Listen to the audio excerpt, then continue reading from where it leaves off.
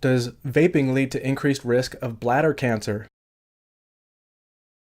So there's some recent studies claiming that vaping might lead to increased bladder cancer risk, as well as a higher risk of mortality for bladder cancer patients. This data was presented at the 112th Annual Scientific Meeting of the American Urological Association earlier this month. And this data, it talks about how smoking is a clear cause of bladder cancer, although risk of vaping has yet to be determined. So that's what they set out to do.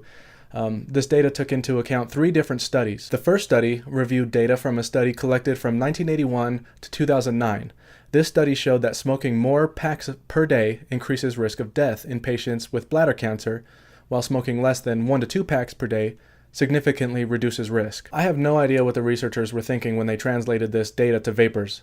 Vaping isn't anything like smoking, and the results of this study is not at all relevant. The second study consisted of testing the urine of 13 electronic cigarette users and 10 non-users for 5 known bladder carcinogens. What the researchers found was that 92% of the e-cig users tested positive for 2 of the 5 cancer-causing compounds that they were looking for. There are some pretty big things missing from this research. For one, the sample size is extremely low. And how many of these e-cig users are dual users? And how long has it been since these participants last smoked a cigarette? And what products were these people using? And how were these compounds formed in the vapor?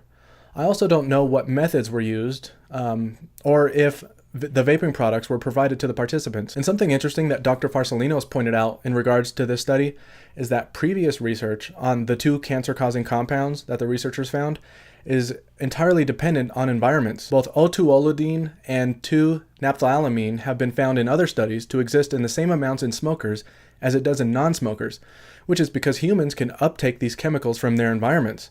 Dr. Farsalinos, he says that this is why these 2 biomarkers are not always used to measure toxin exposure from cigarette smoke. What the researchers should have done is test the aerosol for these compounds, not the urine of the participants. And finally, they showed data from a study that showed e-cigarette vapor inducing DNA damage in the bladder. Their results showed that vapor causes tumor-inducing DNA damage in the bladder membrane. They also found that nicotine, nitrosamine, and formaldehyde cause the same damage in bladder cells and inhibit DNA repair. They also say that nicotine can be nitrosytized in cells, which would metabolize into carcinogenic nitrosamines and formaldehyde. Now, the problem with this last part is that they tested nicotine on cells.